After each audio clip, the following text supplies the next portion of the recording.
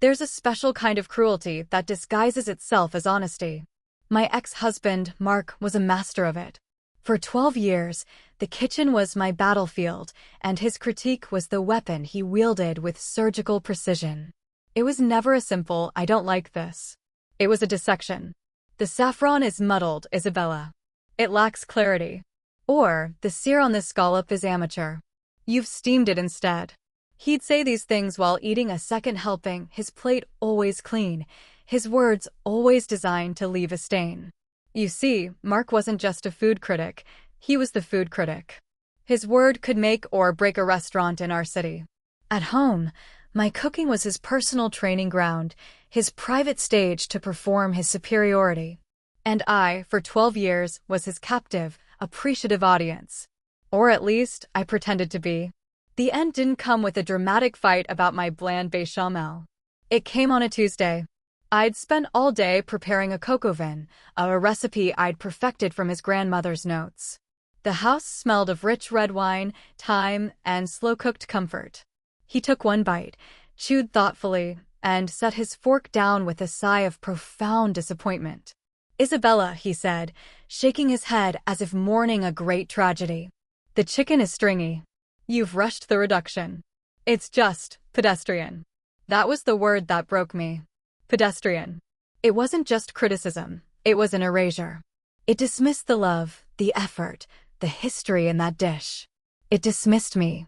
I looked at him across our expensive, minimalist dining table, at the man who had never once, in 12 years, cooked me so much as an egg, and I saw him for what he was, a hollow man who needed to make others small to feel big.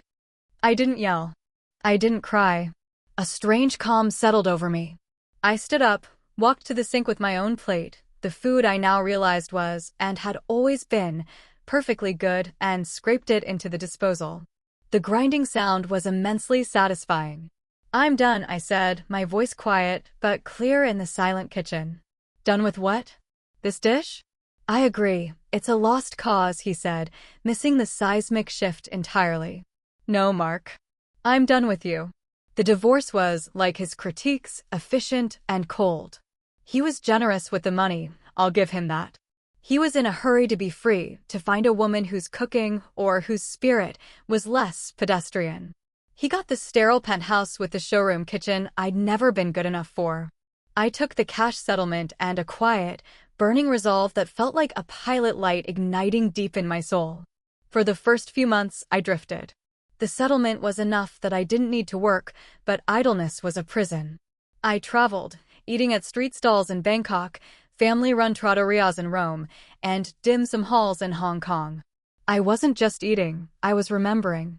Remembering the joy food could bring, the connection, the story in every bite. It was the opposite of his clinical, point-scoring dissection. In a small village in Mexico, I watched a grandmother make mole from scratch, grinding the spices by hand, her movements a slow, loving dance.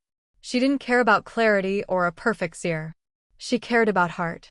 And everyone who ate it, including me, tasted that heart. It was the best thing I had ever eaten. That was the moment the idea was born. It wasn't a grand, flashy vision. It was a quiet certainty. I would open a restaurant. But not to prove Mark wrong. That was too small a goal. I would open a restaurant to prove myself right. I came home with a new purpose. I used my divorce money not as a safety net, but as fuel. I enrolled in a small, intensive culinary program, not to learn technique from some celebrity chef, but to master the fundamentals I'd only ever practiced in the shadow of his judgment. I worked harder than I ever had in my life, my hands calloused, my body aching, but my spirit was lighter than it had been in years. I found a location not in the trendy downtown core, but in a converted brick warehouse on the edge of the arts district. It had high ceilings, exposed beams, and a history. I named it Saffron, a small, private rebellion against his first, remembered criticism. My concept was simple: food with a story. Dishes inspired by my travels, by memories, by the women I'd met who cooked not for fame, but for love. The night before our soft opening, I stood alone in my empty restaurant. The tables were set, the kitchen was gleaming, and the air was thick with the ghosts of my past and the palpable hope of my future. I was terrified. What if he was right? What if my cooking was just pedestrian?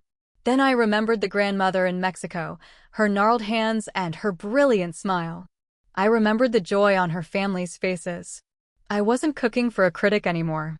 I was cooking for anyone who had ever been made to feel small. I was cooking for me. I took a deep breath. The pilot light inside me was now a steady flame. He thought he could critique me into oblivion. He was about to learn that the most dangerous ingredient in any kitchen is a woman who has nothing left to prove and everything left to create. The first year of Saffron was a beautiful, brutal baptism by fire. We didn't have a famous chef's name attached, so we had to earn every customer, every review, one plate at a time. I was everything: the chef, the manager, the head of marketing, and the dishwasher on desperate nights. My body ached with a fatigue I'd never known, but it was a clean ache, born of creation, not criticism. We started getting write-ups in local blogs. Unexpected gem, they called us. Soulful cooking with a global heart.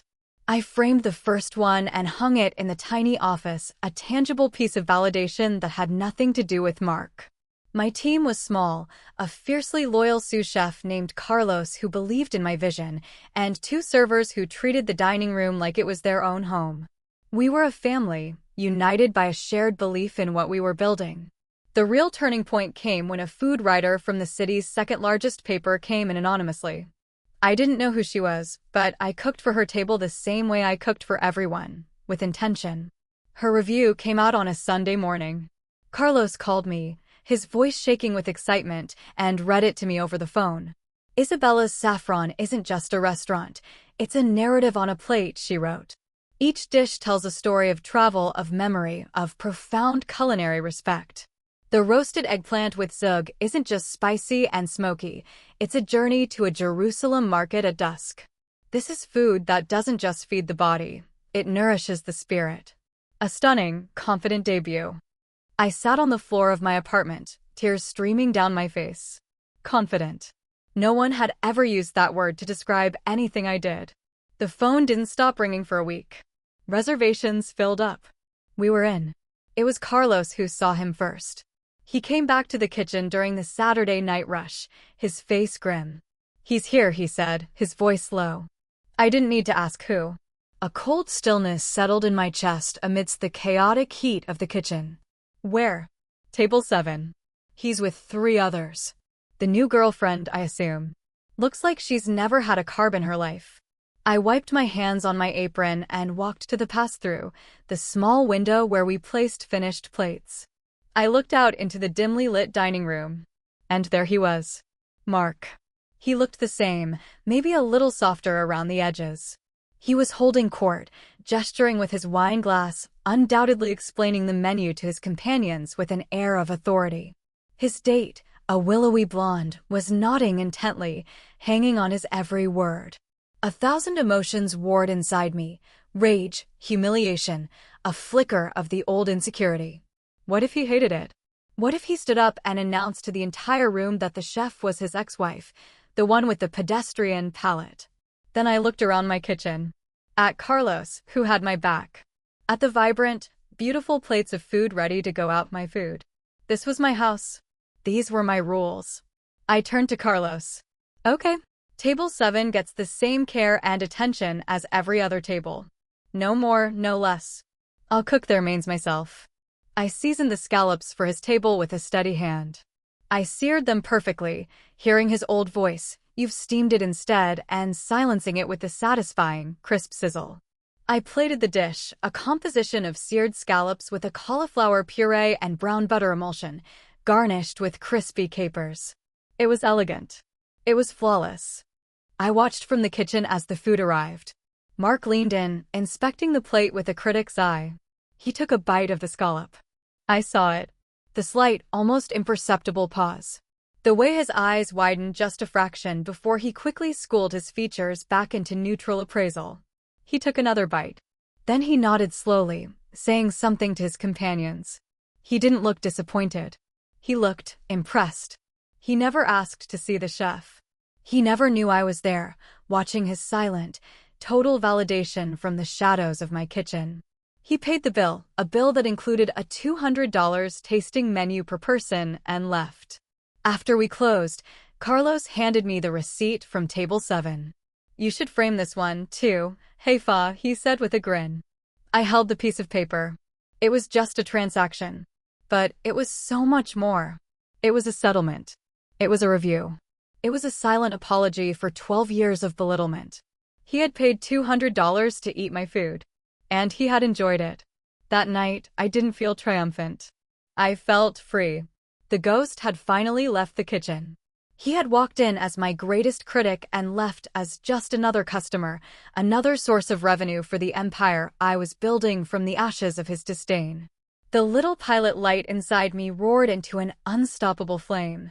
He thought my cooking was terrible. Now he paid a fortune to eat it. And the best part? He had no idea the chef he was so impressed by was the pedestrian wife he'd left behind.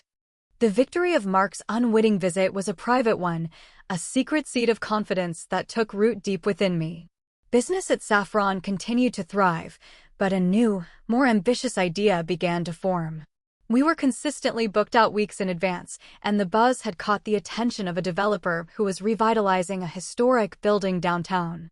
He approached me with a proposition to open a second, larger location. A flagship. It was terrifying. It was everything. It would require reinvesting every penny I'd made back into the business and taking on a significant loan. It was a risk that could wipe me out. The old voice of doubt, the ghost of Mark's criticism, whispered that I was getting ahead of myself, that I was a cook, not a mogul. But the new voice, the one that had been forged in the heat of my own kitchen, was louder. This was my chance to build a legacy, not just a restaurant.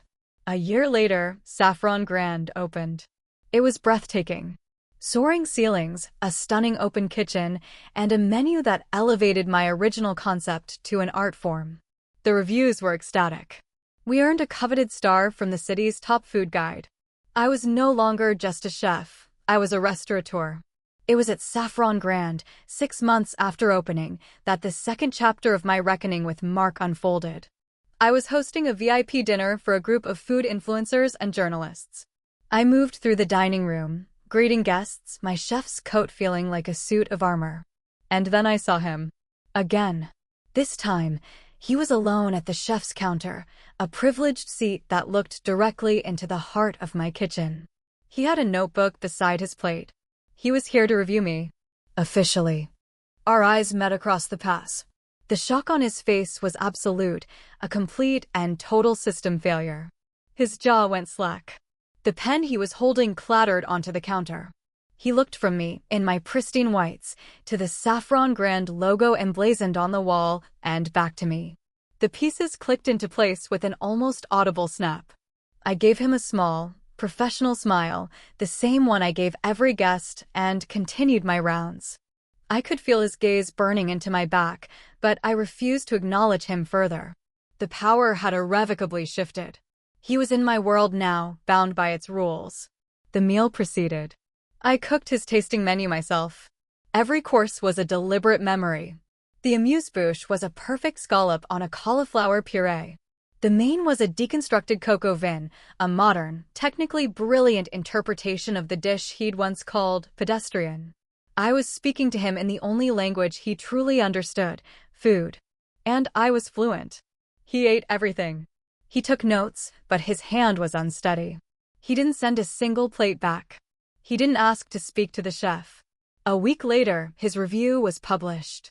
Carlos brought me the paper, his expression unreadable. I took it, my hand steady. This was it. His final judgment. The headline read, Saffron Grand, a chef's triumphant return to heart. I read it, standing in the middle of my bustling kitchen. It was a rave. He called the food masterful, emotional, and utterly compelling. He wrote that the chef, Isabella, had a profound understanding of flavor and narrative that is rare in today's culinary landscape. But it was the final paragraph that made my breath catch. There is a story in this food, he wrote. A story of journey and transformation. Dining at Saffron Grand is not merely a meal, It is a lesson in humility and a reminder that the most powerful critiques are not written in newspapers, but are cooked with quiet determination and served with grace. This is, without question, the most important restaurant to open in this city in a decade. He knew. He knew it was me. And this was his surrender. His public apology, wrapped in a 5-star review. He hadn't just validated my cooking, he had anointed my success, using his platform to cement my legacy. I folded the paper and placed it on the counter. There were no tears this time. Just a deep, resonant sense of closure. The war was over. The final, most powerful weapon, his own pen, had been turned against him. He had tried to define me by my failures in a small, private kitchen. Now he was defining my triumph in the most public way possible. He had come to critique the chef and had ended up writing her legend instead. And the sweetest, most satisfying part of it all? He had paid $300 for the privilege. The review from Mark should have been the ultimate victory, the final curtain on our shared history. And in many ways, it was.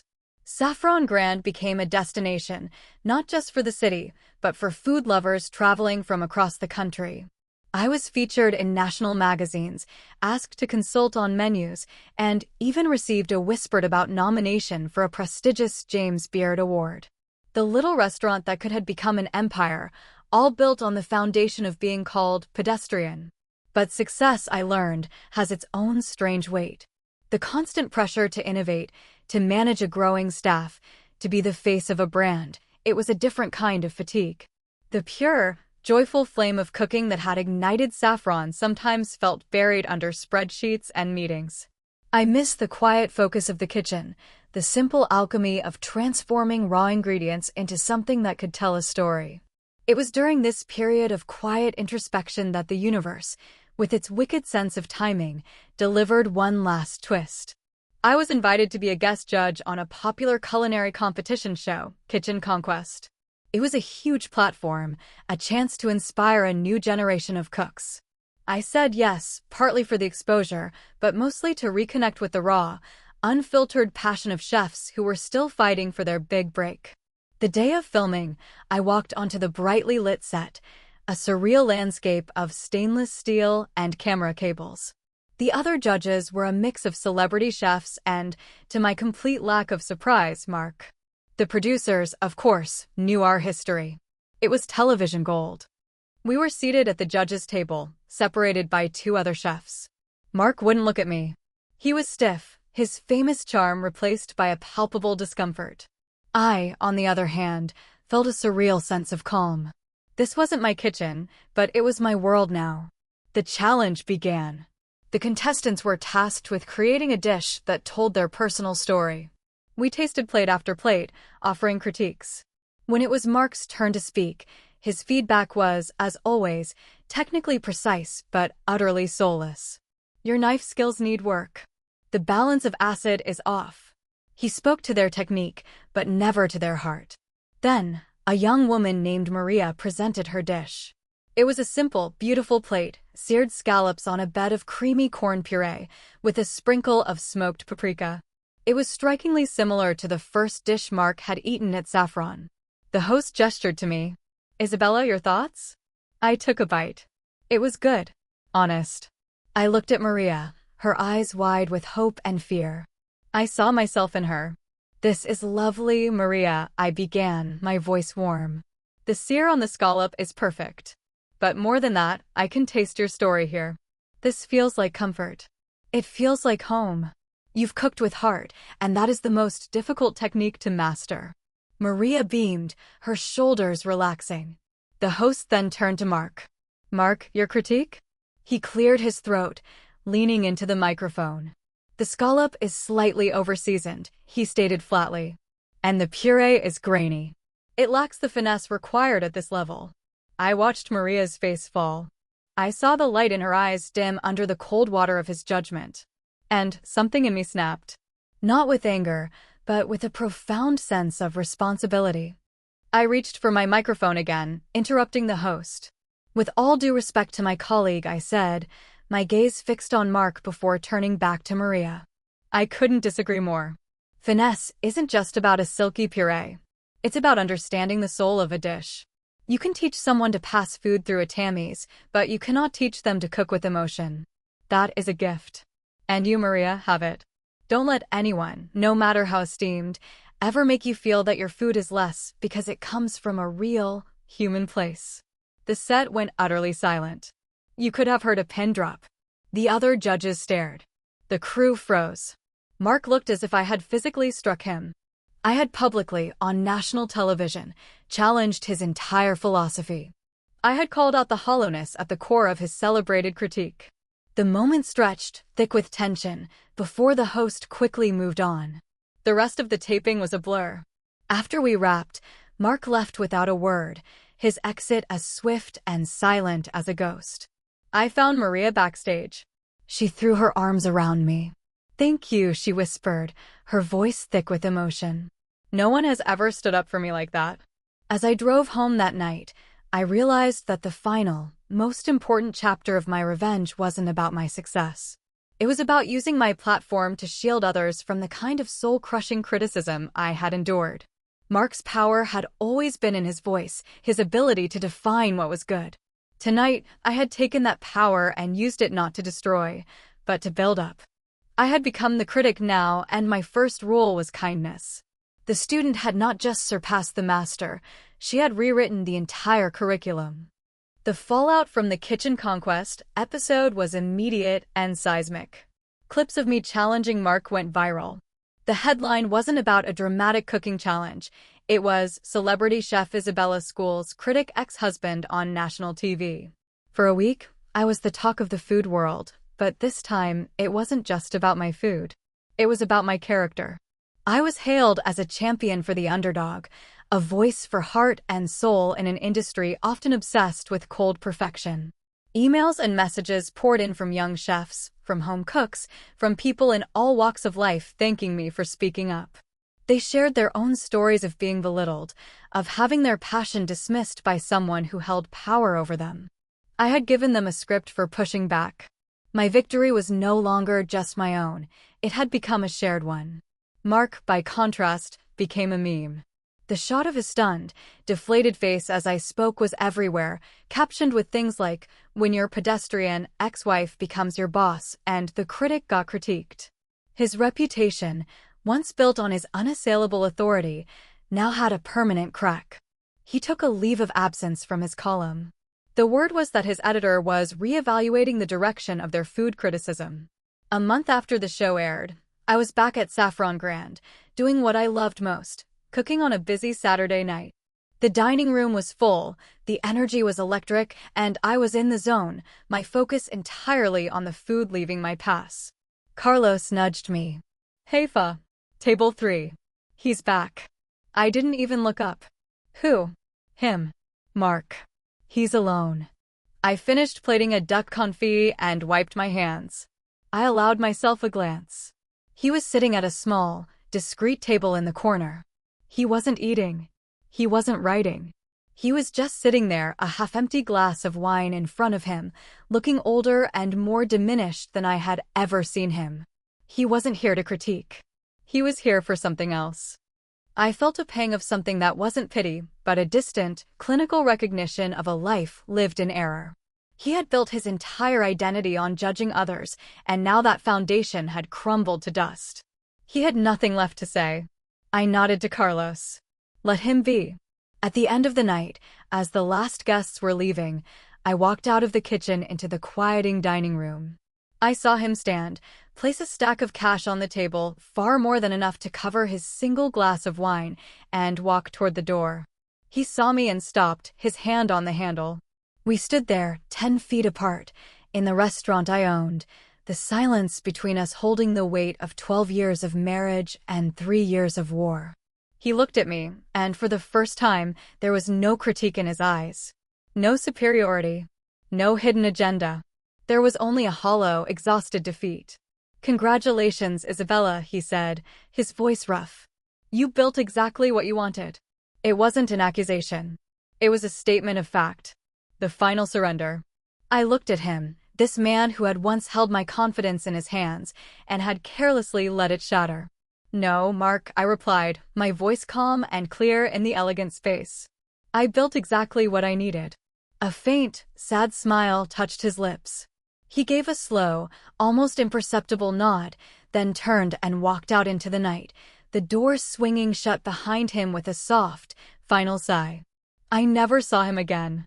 I stood there for a long moment, surrounded by the beautiful, successful life I had created. The revenge was complete, but it felt different than I had imagined. It wasn't a fiery triumph. It was a quiet, profound peace. He had said my cooking was terrible. Now he paid a fortune to eat it and had ultimately lost his own voice trying to critique it. The ultimate victory wasn't that I had proven him wrong. It was that his opinion no longer held any power over me. His words, which once could send me spiraling, were now just echoes in a room I no longer occupied. I walked back into my kitchen, the heart of my kingdom. Carlos was scrubbing down the last station. "Everything okay, Heifa?" I looked around at the gleaming surfaces, the well-worn pots, the lingering scent of garlic and ambition. This was my truth. This was my language. And it was a language of creation, not destruction. "Everything," I said, a genuine, effortless smile spreading across my face, "is perfect." He thought he could define me by my failures. But I had written my own definition, one exquisite plate at a time. And the story I told was a recipe for resilience, a dish seasoned with quiet determination and served with a side of stunning, undeniable success. The critic was gone. But the chef and her legacy were here to stay.